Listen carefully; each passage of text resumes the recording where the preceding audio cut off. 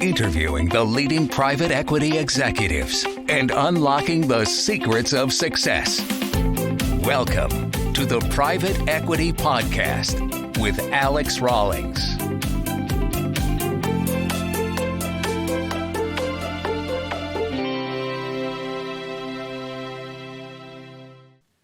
Hello, everybody, and welcome back to the Private Equity Podcast. Joining us today is Rich Ashton, Managing Partner at First Party Capital. Welcome, and thank you very much for joining us today, Rich. Hi, Alex. Thank you very much for having me on. It's a pleasure to meet you. Perfect. Absolutely. So, as is always, Rich, please give us a kind of a 60 to 90 second breakdown of you.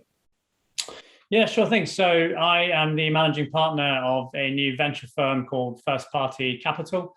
We set up the business officially in December, and our focus is on investing in startups in AdTech, MarTech, digital media, and data, and largely in Europe and APAC. We're an operator-led firm, so my other two partners are founders of companies in the space that we're investing in. And we've also brought together a network of hundreds of senior execs across the industries that we're investing in, and looking to become, the go-to strategic investor for founders in our space. Excellent. Thank you very much. Very interested to certainly hear more in that. So to kick us off, what kind of one mistake do you either see private equity or venture capital firms or their portfolio companies making? Yeah, so one thing that I've seen a few times over the past 7 or 8 months is just, I suppose, an over importance placed on metrics. Clearly they're important, but I believe there should be more of a guiding principle rather than a sort of firm line in the sand. For example, some firms may have a 15% ownership minimum threshold. And in one or two situations, I've seen people willing to walk away from an otherwise very good deal because they would have only had 14.83% ownership, for example. And so I think, it's obviously important to have an understanding of which metrics are super critical and which you can be a bit more flexible on, and agree those with your partners beforehand. But it does seem that, taking a step back and looking at the bigger picture would help to actually get those deals done rather than being overly focused on a specific metric like that. Absolutely. I suppose it's focusing on what moves the needle, what do you want to achieve. And exactly. I'm sure there's examples where there is movement and there isn't, but certainly 14.83% and 15% minimum. I understand why it's there, but you've got to make those adjustments for the right deal and the right opportunity. So definitely a bit of flexibility there. So interesting space. You guys are pushing the AdTech, MarTech, digital media sector. What was it that made you obviously look into those areas and obviously start a venture firm in it? Yeah, so between the three of us, that's very much our backgrounds. I've been financing companies in the space for the last 6 years, primarily on the debt side. And as I say, my other partners are founders of companies in the space and have been involved in the industry for 10 and 20 years, respectively. It's an industry we know, deeply and have a really strong network globally. And my other partners have been angel investing in the space and advising companies. And we really saw an opportunity outside of the US to provide that great combination of capital plus expertise. There's always been quite a lot of money in the US, but frankly, founders have struggled to access capital outside of that market, and particularly from investors that really understand the space. It's no secret that until sort of 6 months ago, AdTech has been largely out of favor with institutional investors. There were some IPOs sort of 5, 6, 7 years ago, Rocket Fuel, and one or two others that didn't go so well. Some investors got burnt and decided to pull out of AdTech. It is also a very complex space, to be honest with you. And so for horizontal or industry agnostic investors, it can be difficult to really sort the wheat from the chaff and understand what the best opportunities are. So we did see an opportunity there, which was at the time, I suppose, slightly counter to the sort of herd mentality, if you like. But certainly in the last 6 months or so, we've seen a really strong renewed interest in the sector. I suppose it's good timing in that regard. Absolutely. And as we see certainly Europe move to a more regulated privacy type settings, obviously I don't know how much has actually changed, instead of Google just taking our data now, we have to now agree to it in order to use Google, which I don't know if that changes things materially, but obviously our permission-based perspective. Whether we read them or not, I think is a different matter. But how are you kind of seeing that European regulation coming in? And I'm sure that both creates a lot of threats to specifically, obviously, the ad tech sector, but also I'm sure it brings a lot of opportunity. So what are you guys kind of seeing? Yeah, it's a really good question. And, off the back of GDPR 4 or 5 years ago now, Europe has really positioned itself nicely as the epicenter of privacy first advertising and digital media solutions. And as a result, there's been a lot of innovation here in the UK and in Europe, which for, I suppose, potentially the first time in the industry means that companies here are probably ahead of the curve with regards to their US counterparts. And you're obviously constantly reading in the press big tech sort of policy changes, as well as governments privacy policy changes, and I think those they're only going to get tighter and more strict. And yes, it's very much a space we're focused on. One of our first investments was a data governance and compliance platform. It was very much helping brands and publishers to stay on the right side of the regulations, understand what data they have. In terms of opportunities and threats, clearly there are huge established businesses that have built their infrastructure on the back of third-party cookies, third-party data vendors, and that is going to be very difficult for them over the coming decade. Cookies were meant to be deprecated this year. Google have now made an announcement to say it'd be more like 18 to 24 months, winding that down. So there's slightly less pressure in the short term, but ultimately the opportunities lie in the present for companies that are building new solutions for measurement and for targeting in a privacy first way. And ultimately those will become the go-to solutions of the next decade. So yes, difficult time potentially for legacy businesses, but certainly a huge amount of opportunity for startups that are building with the new framework in mind. I think it's always interesting to see what the earlier stage businesses are doing, because usually they can be more flexible, can move quicker, rather than your old legacy businesses take a bit more, we've always done it this way, it will always work. But when law comes into play and they don't have the lobbying that they need, then nothing will change that. So interesting. So just jumping back to you, Rich, obviously looking at your background, you spent, as you mentioned, in the finance world, but obviously looking at it, it's a lot in the kind of sales, business development, marketing type world. How did you come about obviously setting up your own firm in this space?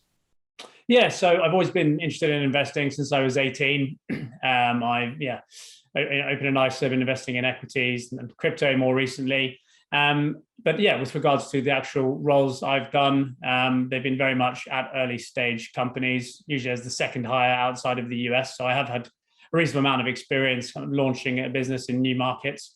And although it was predominantly on the commercial side, it was very much in the space that we're currently investing in. So some of the founders that we've invested in our first couple of deals are actually guys that I've known for 4 or 5 years and have got relationships with.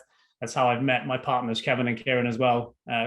Kevin was a client of mine, and Kieran was his company we did some marketing with back in the day. So yes, slightly different hat, but still very much looking at the same sort of industries. And yeah, with regards to actually launching the venture business, as I say, we about this time last year were kicking around some ideas for different funding models and really addressing that gap in the industry. And we felt that our complementary skill sets would come together nicely to really provide the full package. And so yeah, so far so good. Makes sense. So very exciting. So as you've, this is why we record things. I've lost my train of thought there, thinking about you and setting up your firm. So over the time of setting up your firm and going through it, what would you have done differently over the last kind of 8 months? Yeah, it's a really good question. It's really just a case of learning by doing, as that's true of any startup or sort of first time founder, I suppose we're playing in a space which has a lot of added complexity with regards to regulation and compliance. And, there are a lot of hoops to jump through. So I could easily give my sort of self a lot of advice, looking back with hindsight. But at the time, actually, would have been very difficult to do anything differently just because, the classic adage of you don't know what you don't know. We're operating on a very global level. A lot of funds tend to be focused on the UK or the US, and therefore, it fits quite neatly into a certain type of tax or a certain legislation, but we've got investors in 30 plus countries. We're investing globally. And so there wasn't really a neat off the shelf solution. And without going to a law firm and paying hundreds and hundreds of thousands to create a very bespoke structure, we've had to navigate as best we can the solutions that are on offer and sort of piece together something that actually does work and cater to our needs. Makes sense. It must be pretty tough setting up your. I mean, obviously, COVID's going to be tough, and that's going to be used as maybe as an excuse for some people. But obviously, it is a genuine concern and an issue when starting things new, brings risk, and obviously people do want to change because of it. But you're not getting the right people or the wrong people. So it can be very difficult, certainly with setting it up. But I'm sure it's been pretty exciting for you as well and challenging. Something allied to what you've been doing, but obviously very new. Yeah, definitely. The COVID impact has been interesting for us. I think largely it's allowed us to actually have that global footprint quicker than we would have. Clearly, everyone's had to adapt to online meetings, and it's now become the norm, for better or for worse. Obviously, we'd love to get back to having more face-to-face meetings as soon as we can. But in that period of, as you say, December, January, and the start of this year when we were in a full lockdown, it meant that you could have 5 or 10 meetings from Japan, Singapore, UK, US throughout the day. And, investors and founders as well were very happy to take those meetings and do business. In a sort of pre-pandemic, pre-lockdown world, I think that wouldn't have necessarily been the case. People would have been more used to, right, well, if I'm going to invest a 6-figure or 7-figure check in a company or a fund, I need to meet the GPs face to face. And that has definitely helped. I think, now that we're starting to look at making our first few hires outside of the founding team, that face to face interaction will be important. I can imagine it has been very hard for companies to hire and onboard people in a remote fashion, especially at the more junior end. I think people really do need that face-to-face interaction and interaction with the management to really help them understand the company culture and get settled in. So, as I say, we're now looking at our first hire or two, and we will, definitely want to have some face-to-face interaction during the hiring and then onboarding process. Yeah, absolutely. It's a difficult one. Certainly during COVID, obviously, being an executive search firm, we had to make those type of appointments. And one of my comments was, I think we may struggle here because we do work both on the investment side and the back office team, but also on the portfolio side. And my comment was, nobody's going to hire a chief executive without having met with them. I was proved wrong. We did a few deals of certainly that with there's no meeting. It was all just on Zoom. I completely get it. We've made some additions into the business here, and they were working remotely, obviously with restrictions. But it's nice to be able to sit down, really feel a culture, really have a conversation. There is obviously instances pre-COVID where that kind of conversation will have happened and whatever else. But I think in the most part, there is a meeting, there's a bringing together. And we had quite a few investment firms that were bringing on associates, investment directors, principals, without having met with them, which really surprised me, actually. And it was surprising to see how quickly the industry just was like, well, we can either wait and not get these people in and miss out on deals and growing the firm, or we can, adopt to this new process and assess people constructively as we can during using obviously video conferencing. So I thought that was certainly quite interesting.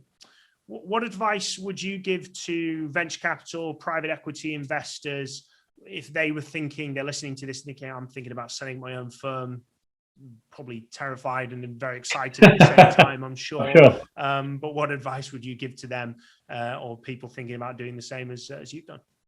Yeah, I think, first things first, just speak to as many people as possible. That was very helpful in our sort of early journey, reaching out to either people I already knew that had done something similar, or actually, even just cold outreach on LinkedIn to some people. And, not all of them came back, of course, but some people were happy to take a half an hour phone call. And so I think, as I say, starting from a point of a first time sort of fund manager, that there is so much to learn, and a lot of it is the sort of back end setup and that side of things. So speak to as many people as you can.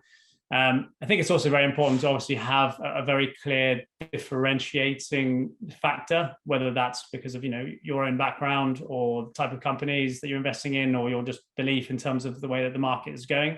There's obviously a huge amount of capital out there, but inevitably, LPs will see a first-time fund as more risky than an established vehicle, and as a result, you do need to have that cut through. And a good enough reason for why people should invest in a first-time fund manager. I think we were able to position ourselves quite well, and it's quite a unique proposal. And then, the third piece, I suppose, is that sort of slightly chicken and egg, speaking with investors and speaking with founders. And that is, it's a tough balance. Clearly, both sides of the equation are extremely important. If I had to sort of pick one or the other, I would almost say, speak with as many companies as you can and start to understand what your deal flow will look like. Of course, you have to speak to investors at the same time, but ultimately they want to know what types of companies you're going to be investing in. And if all you can say is European fintech companies, then that's a lot less specific than, well, we've spoken with 100 companies, here's 10 that we think could really become an investment in our portfolio. So it's a fine line, but I think ultimately the product that you're packaging up and selling is not only your own experience, but clearly the types of companies you're investing in, and the more you can share around that with potential investors so that it's not completely speculative, I think is definitely going to help to get those investors over the line. Have you found that having both yourself more on the investment side kind of experience, and then obviously your other two founders being more what I regard as operator-led, has that added a lot of value both on potential portfolio company and investments, but also I'm sure, dealing with LPs and having those conversations? Yeah, absolutely. And it's those complementary skill sets, I think, that do come together very nicely. Myself from the financing side of things, Kevin and Kieran from actual, as you say, operators. Kevin's also the chairman of the IAB's Data Transparency and Taxonomy Working Group, so an industry body kind of representative, and Kieran runs the main trade publication in the space, ExchangeWire, also runs a large conference business. So not only the access to and the experience that the three of us have, but then the way that we've gone about building the Angel Syndicate, which is 350 industry individuals, means that, from a portfolio founder perspective, you're not only getting the capital and access to the three managing or founding partners, you're actually getting access to a network of hundreds and hundreds of people. And that has been, a really strong USP, and has, certainly attracted a lot of deal flow because people are really excited about tapping into that network. Rather than just being a source of capital. And there's various, as a spectrum, I suppose, of how formal that engagement is. In most cases, we're leading the rounds and taking board seats. And so there'll be a formal FPC representative as a board member.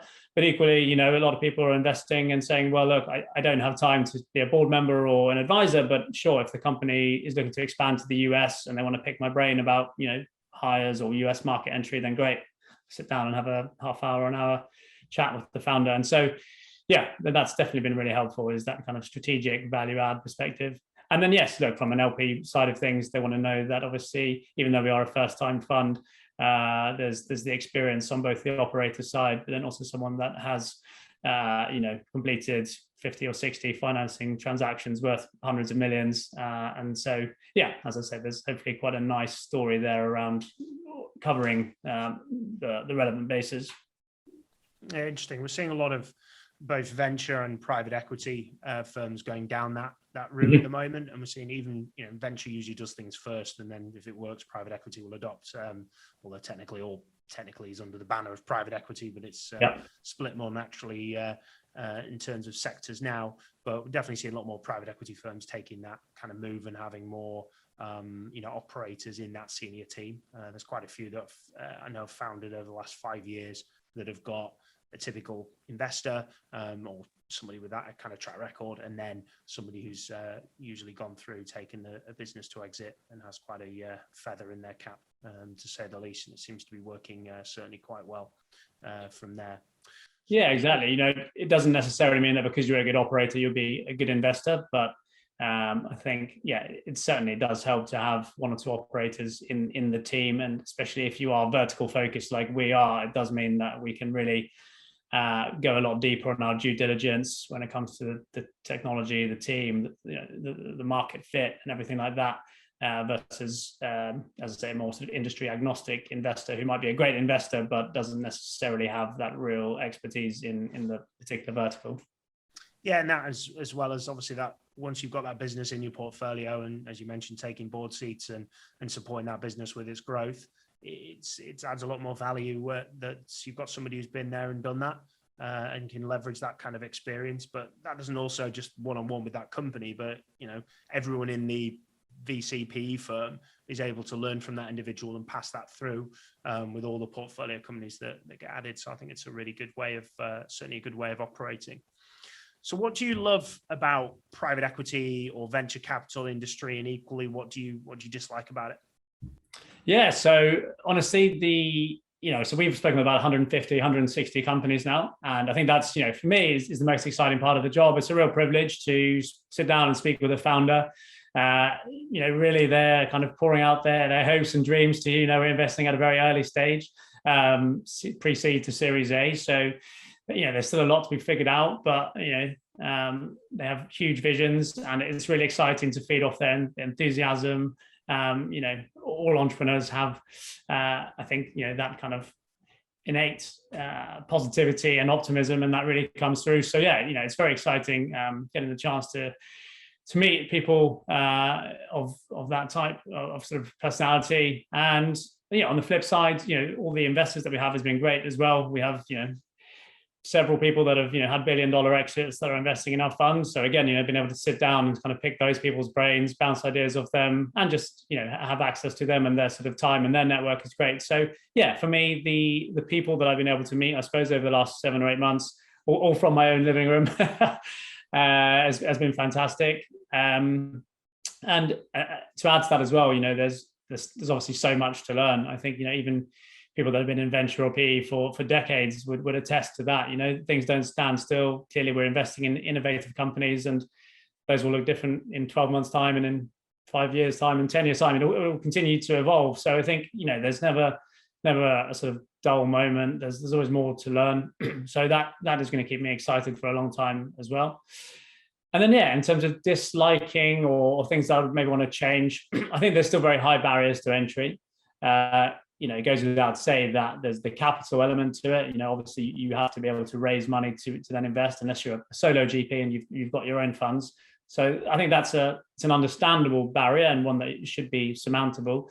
However, I still think that between regulators and financial institutions, there needs to be a lot more work done to make it easier for firms to set up and really kind of stimulate that flow of capital from LPs to funds to startups. As I sort of touched on earlier, there's still a lot of barriers in place. It's still very difficult to work out how things should be set up, and feels like we could, as an industry, do a better job of working with regulators to kind of promote that.